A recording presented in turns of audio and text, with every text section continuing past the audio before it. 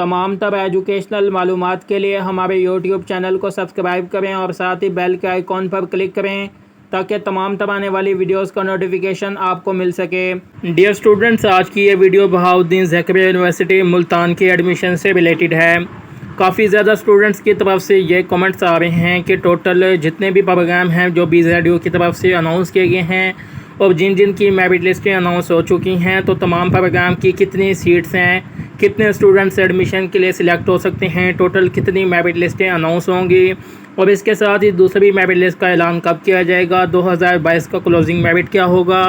तो ये तमाम तर डिटेल आज आपके साथ इस वीडियो में शेयर करेंगे। वीडियो को आपने आखिर तक देखना है, इसको बिल्कुल भी स्किप नहीं करना ताकि आपके तमाम तर जो पॉइंट्स हैं ये क्लियर हो सकें। तो सबसे पहला सवाल कि BZDU मुल्तान की तरफ से दूसरी मॉर्निंग प्रोग्राम की जो मेरिट लिस्ट है ये कब अनाउंस की जाएगी।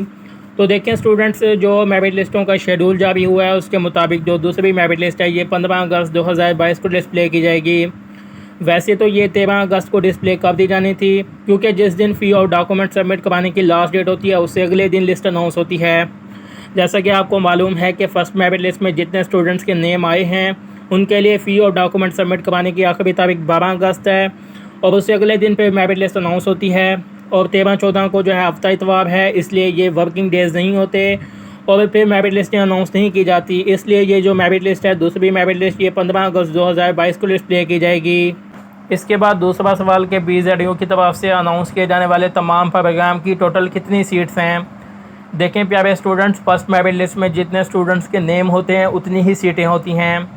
जैसे BZDU में जो DVM प्रोग्राम की मेरिट लिस्ट अनाउंस हुई है, ओपन मेरिट की मॉर्निंग प्रोग्राम की, तो उसमें टोटल 42 स्टूडेंट्स के नेम हैं। तो इसका मतलब ये है कि टोटल इसकी 42 सीट्स हैं।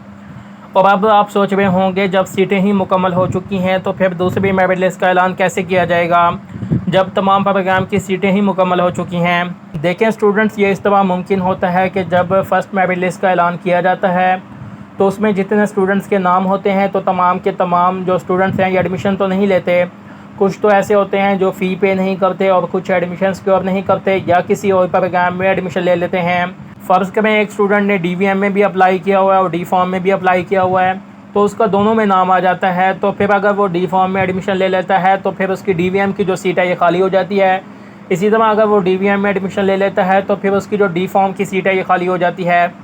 इस तरह प्रोग्राम चेंज करने से भी सीटें खाली होती हैं। और जो स्टूडेंट फ़ी पे नहीं करते, यानी कि विद इन टाइम अपने डॉक्यूमेंट्स और फ़ी सबमिट नहीं करवाते, तो फिर उनकी जो सीट है ये खाली हो जाती है। इस तरह जितने भी स्टूडेंट्स लीव कर जाते हैं, अपना एडमिशन नहीं लेते, तो फिर उनकी जो सीटें हैं ये खाली हो जाती हैं। फिर उन्हीं की जगह सेकंड मेरिट लिस्ट लगाकर नए स्टूडेंट्स को ऐड किया जाता है। फिर इसी तरह जब सेकंड मेरिट लिस्ट अनाउंस होती है उसमें जो स्टूडेंट्स एडमिशन नहीं लेते तो फिर उनकी जगह थर्ड मेरिट लिस्ट लगाकर नए स्टूडेंट्स ऐड किए जाते हैं। इसी तरह मेरिट लिस्टें अनाउंस होती रहती हैं जब तक सीटें मुकम्मल नहीं होती। तो आप ये कह लें कि मेरिट लिस्टें डिपेंड ही करती हैं नंबर ऑफ़ सीट्स पर। जब तक सीटें मुकम्मल ना हो तब तक मेरिट लिस्टें अनाउंस होती रहती हैं। इसीलिए स्टूडेंट्स, हम मेरिट लिस्टों का अंदाज़ा नहीं लगा सकते, इसकी लिमिट का हम कभी भी अंदाज़ा नहीं लगा सकते। कुछ प्रोग्राम की लिस्टें ज़्यादा अनाउंस होती हैं और कुछ प्रोग्राम की लिस्टें कम अनाउंस होती हैं due to the number of seats. फिर ये सवाल भी स्टूडेंट्स करते हैं कि टोटल कितने स्टूडेंट्स तमाम प्रोग्राम में एडमिशन के लिए सिलेक्ट होंगे। देखें स्टूडेंट्स, फर्स्ट मेरिट लिस्ट में जितने स्टूडेंट्स के नेम होते हैं, यानी कि जितनी सीटें होती हैं उतने ही स्टूडेंट्स एडमिशन के लिए सिलेक्ट होते हैं। जैसे मैंने आपको बताया है कि DVM की फ़र्स्ट मेरिट लिस्ट में 42 स्टूडेंट्स के नाम हैं, तो इसका मतलब ये है कि 42 स्टूडेंट्स ही मॉर्निंग प्रोग्राम में एडमिशन के लिए DVM में सिलेक्ट होंगे। इसके बाद फिर स्टूडेंट्स की तरफ से ये सवाल बहुत ज़्यादा किया जा रहा है कि 2022 का एक्सपेक्टेड क्लोजिंग मेरिट क्या हो सकता है। देखें स्टूडेंट्स, इस साल BZDU मुल्तान में सभी इंटरमीडिएट की बुनियाद पर ही एडमिशन किए जा रहे हैं। जिन स्टूडेंट्स के पास कंप्लीट FSC का रिज़ल्ट है तो उन्हें कंप्लीट FSC के रिज़ल्ट की बुनियाद पर एडमिशन दिया जा रहा है और जिनके पास इंटरमीडिएट पार्ट 1 का रिज़ल्ट है तो उन्हें इंटरमीडिएट पार्ट 1 के रिज़ल्ट की बुनियाद पर एडमिशन दिया जा रहा है। तो जैसा कि आपको पता है, लास्ट टाइम जो FSC का रिज़ल्ट आया है, जो इंटरमीडिएट पार्ट 1 का रिज़ल्ट आया है, कोविड पॉलिसी को इम्प्लीमेंट करके रिज़ल्ट को तैयार किया गया और इस वजह से BZDU मुल्तान की आप फर्स्ट मेरिट लिस्ट को ही देख लें, उसमें ज़्यादातर प्रोग्राम का मेरिट कितना ज़्यादा हाई है, इवन के 1090 से भी ज़्यादा है। तो इस वजह से ज़्यादा है क्योंकि जिन स्टूडेंट्स ने लास्ट टाइम के रिज़ल्ट की बुनियाद पर एडमिशन के लिए अप्लाई किया है तो इस वजह से मेरिट का कत्ल हो चुका है। इस वजह से इस साल के एक्सपेक्टेड क्लोजिंग मेरिट का अंदाज़ा लगाना बहुत ही ज़्यादा मुश्किल है। पहले तो यह होता था कि लास्ट टाइम के क्लोजिंग मेरिट को देखते हुए अंदाज़ा हो जाता था कि इस साल का एक्सपेक्टेड मेरिट क्या हो सकता है, लेकिन इस साल मेरिट का अंदाज़ा लगाना बहुत ही ज़्यादा मुश्किल है। और मेरा ये राइट बनता है कि मैं हमेशा आपको सही गाइड करूँ, ना कि अपना अंदाज़ा लगा कर उस पर वीडियो बना दूँ।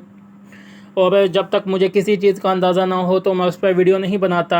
लेकिन प्यारे स्टूडेंट्स, मैं ये लाजमी कह सकता हूँ कि जिन स्टूडेंट्स ने मॉर्निंग में अप्लाई किया होता है और साथ इवनिंग में भी अप्लाई किया होता है या सिर्फ शाम के टाइम में अप्लाई किया होता है, तो मॉर्निंग की निस्बत इवनिंग का मेरिट कम होता है। मॉर्निंग से बहुत ही ज़्यादा फ़र्क होता है इवनिंग के मेरिट में। और जिन स्टूडेंट्स का मॉर्निंग में नाम नहीं आ पाता तो वो इवनिंग में ईज़िली एडमिशन सिक्योर कर लेते हैं।